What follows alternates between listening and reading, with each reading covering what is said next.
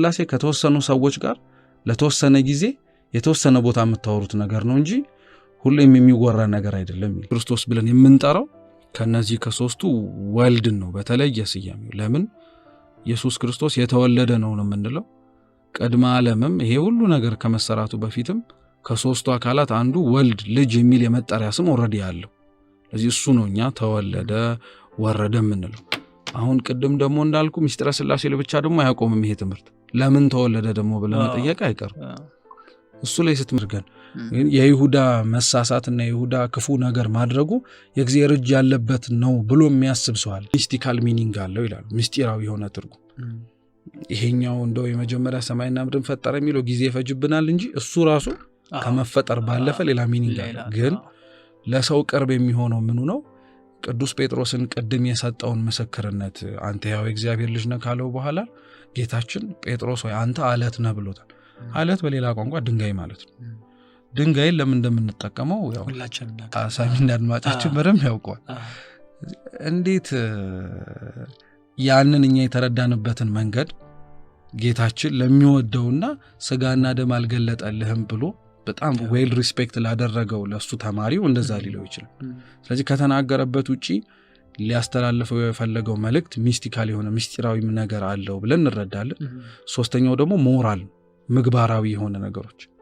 ለምሳሌ አንድ ሰው የአስርቱን ትእዛዛት ላይ ያሉ እንትኖችን ብዙ ሰው ብንጠይቅ ይሄን ነገር አርገኸዋል ብትለው ኧረ እኔ አላደረኩትም ይላል። አሁን እኔ እናንተ ያው ተገለሃል አልገደልክም ብለህ ሰው የሆነ ሰው ብትጠይቅ ኧረ እኔ እንዲህ ምን ሆነ አንደኛ ብገል እንዲራመዳለሁ ማንስ ዝም ይለኛል ብሎ ይናገራል። ግን መግደል ብቻ አይደለም። ስጋና ነፍስን ማለያየት ወይ የሆነ ነገርን መጉዳት ብቻ አይደለም። መግደል የሚባለው የሚገርም ይላል ብለህ የሚደርስበትን ስሜቱን፣ አስተሳሰቡን፣ አመለካከቱን የምትጎዳው ከሆነ ገለኸው ያንስ እዚህ አሁን ስንቻል መድረስ ከሚችለው የሆነ ሰው ይጎዳነዋል። ስለዚህ ሞራልም የሆነ ነገር አለው ማለት ነው። ስለዚህ አንድ ሰው የሆነ ነገር ሲያነብ መጽሐፍ ቅዱስ ላይ which way የትኛው ነው ይሄኛው መንገድ የተጻፈበት ሊትራል ነው ሞራል ነው የምግባራዊ ነው ብለን ልንጠነቀቅ እንችላለን። ሌላው ትርጉም ስራ መሆኑን መርሳት የለብን። መጽሐፍ ቅዱስ የመጀመሪያዎቹ የተጻፉባቸው ቋንቋዎች ዕብራይስጥ፣ ግሪክና ጽር ናቸው። ግሪክ ጽር ሊሆን ይችላል።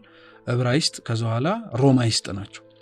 እነዚህ ሶስቱ ናቸው የመጀመሪያዎቹ ኤንቸንት የመጽሐፍ ቅዱስ ላንጉጆች የሚባሉት ማለት ነው። አረብኛ በለው ሌሎቹ ቋንቋዎች ከዚህ የተቀዱ ናቸው። ኢቭን ስናመሳክር የሆነ ነገር ስንምንሄደው። ስለዚህ አሁን እኛ ጋር ያለው የመጽሐፍ ቅዱስ ትርጉም ለምሳሌ አማርኛ ነው ልበል። አማርኛው ከየት መጣ? ከግዕዙ።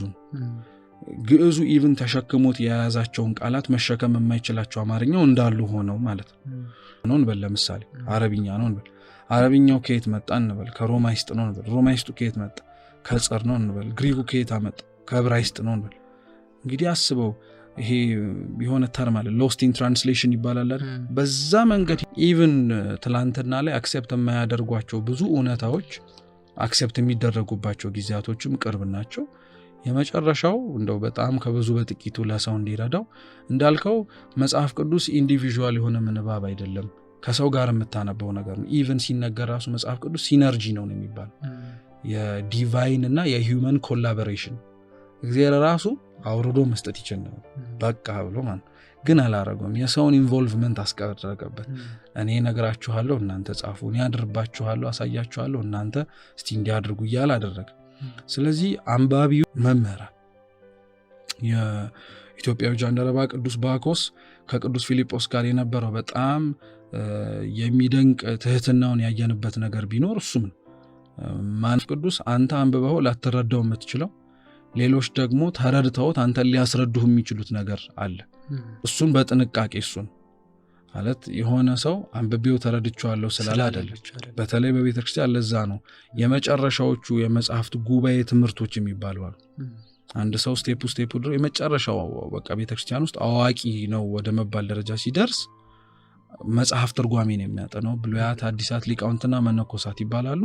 እነዛን ማስተር የሚያደርጉ ሰዎች ራሱ ስማቸው መጋቢ ብሉይ መጽሐፍትን የሚያስተምር መጋቢ ሐዲስ፣ ሊቃውንት ፈልገው የሆነ ጥያቄ ሄደህ የምትጠይቀው ሰዋል።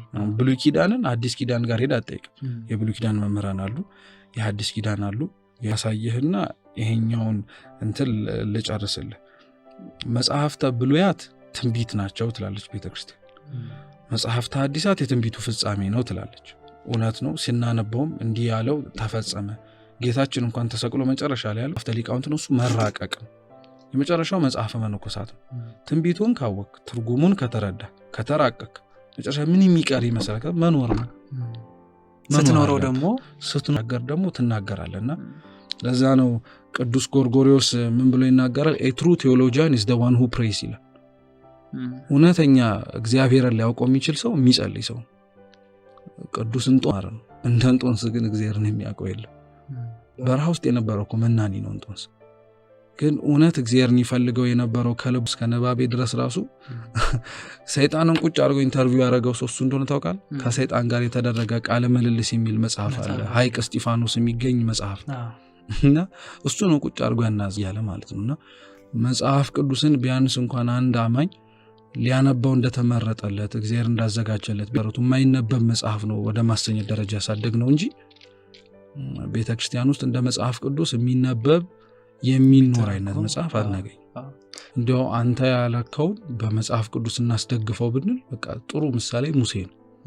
ሙሴ ለዘመናት ሲና ተራራ ላይ የወጣ እግዚአብሔርን ቃል በቃል ሲያነጋግረው ለመነው ነበር የኛ ለብሎ ቃል ገብቶለት እና ፋስት ፎርዋርድ ብናደርገው የማርቆስ ወንጌል ምዕራፍ 9 ላይ ክርስቶስ እውነትም የእግዚአብሔር ልጅ እንደሆነና ቀድም የጠሯቸው ነቢያትን ተስፋ አድርገው ከኖርክ ከመቃብርም ሊያወጣህ እንደሚችልና ያንን ተስፋ እንደሚሰጥ ማሳያ ነው። ቅዱስ ጳውሎስ ግን የዕብራውያን መልእክቱ ላይ ምን ይላል? ሃይማኖት ተስፋ ለሚያደርጓት ጥይቅት ናት፣ የተረዳች ናት ይላል። ልክ አሁን እንዳልኩ በቃ ዛሬ መምህራኖች ያስተምረውኝ የተገነዘብኩትን ነገር ሆልዶን ላድርግ ለያዘው ሌላውን ፍትሐ ነገሥታችን ምን ብሎ ያዛል መሰለ? ሕፃናት ገና ሲያድጉ የሚነበብላቸው የመጽሐፍ ቅዱስ ክፍሎች አሉ። መጽሐፈ ሲራክ፣ መጽሐፈ ተግሳጽ የሚው ትልቅ ሊሆን እኮ ይችላል። መጽሐፍ ቅዱስ ለማንበብ ሕፃን ከሆነ ከዛ መጀመር ይችላል። ከዛ ያድጋል።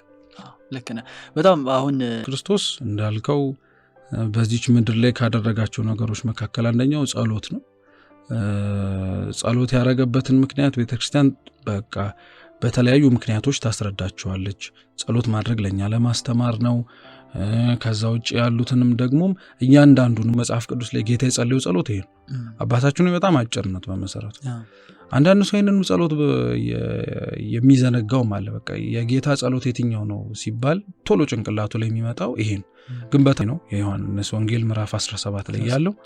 ሶስተኛው ደግሞ በውጩ ዓለማት ላይ በእኛም አለ። በእርግጥ ግን ውጮቹ ሎርድ ጂሰስ ክራይስት ሆንክ ጌታ ኢየሱስ ክርስቶስ ሆይ እኔን ኃጢአተኛውን ይቅር በለኝ፣ በእኛ እግዚኦ መሐረነ ክርስቶስ የምትሉና እቺም የጌታ ጸሎት ትባላለች። አጭሯ የጌታ ጸሎት እንዲያውም ስፒሪቹዋሊ በጣም ቦርን አውት ለሆነ ለደከመ ጸሎት በጣም በቃ አልችልም ለሚል ሰው እቺን ጸሎት ደጋግማት ነው ሌሎቹ ይሻገራል ይላል።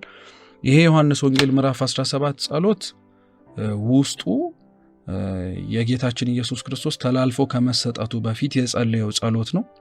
በዚህ ውስጥ በአጭሩ እንደው ሰብስ አምላክነቱን ነግሮናል። ለምሳሌ እውነተኛ አምላክ ብቻ ይሆንክ አንተ የምትል ፓራግራፍ አለች ወይም ደግሞ መስመር አለች።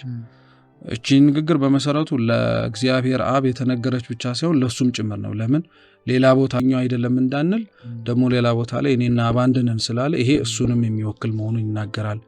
አንድነትን ማዕከል ያደረገ ጸሎት አለ። ወረድ ብለን ስናነበው እኔና አንተ አንድ እንደሆነን እኛ አንድ እንደሆነን መንፈስ ቅዱስ የወልድ አንድነታቸው ቅድም እንዳልነው በፈቃድ በአገዛዝ በስልጣን አንድ ናቸውና ለሐዋርያትም ጌታ እየለመነ ያለው ምንድነው? በእኛ መካከል ያለው የፈቃድ አንድነት፣ በእኛ መካከል ያለው ስምረትና መዋደድ እነሱም ጋር ይደርባቸው። አለበለዚያ ቻን ደግሞ አልለመንም። እዚሁ ጸሎት ላይም ደግሞ እናገኘዋል። ለምሳሌ በእኔ ስለሚያምኑ ደግሞ እንጂ ስለነሱ ብቻ አይደለም የምትል ደግሞ ቃል አለች። ስለዚህ ከሐዋርያትም በኋላ ላሉትም ጭምር ነው ማለት ነው። ከዓለም አታውጣቸው፣ እኔ ከዓለም አገኘዋቸው። ስጋዊ ከሆነው ሰዎች ጽድቅ ቅድስና ሊገኝበት ከማይችልበት ነገር ነው ብለው ከሚያስቡ አገኘዋቸው፣ ከዛ ወደ ቅድስና ሕይወት ጠራዋቸው እያለ ይናገራልና እንዲሁ ዝም ብለን ግን እንዲህ አለ አባት ሆይ ሰዓቱ ደርሷል አለ። ያው የሚሰቀልበት ነው ማለት ነው። ልጅህ ያከብርህ ዘንድ አለ። ልጅህ ያከብርህ ዘንድ ማለቱ ከዚህ በኋላ የሚሰራቸው ስራዎች በሙሉ እግዚአብሔር አምላክ በሚያውቀው ለሱ ክብሩ ነው። የፊት ጌታችን ኢየሱስ ክርስቶስ እዛው ምዕራፍ ላይ ምን ይላል? አሁን የሰው ልጅ ሰዓቱ ሊከብርበት የሚችለው ሰዓት ደርሷል ይላል። ጌታችን ዓለም የሰጠችው ብቸኛ ክብሩ መስቀል ነው።